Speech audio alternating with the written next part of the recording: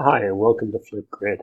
In this video, we will cover how to turn off email responses. Let's get started.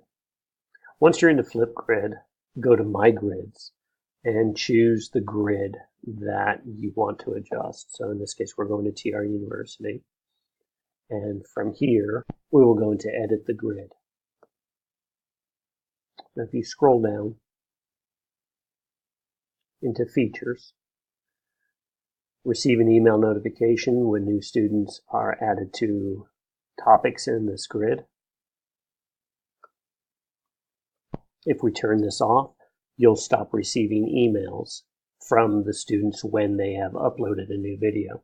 Don't forget, you'll need to go back in and look at the desktop to make sure that students have added videos, but you will stop receiving emails.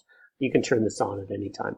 Don't forget to come down and update the grid, and you should be good to go.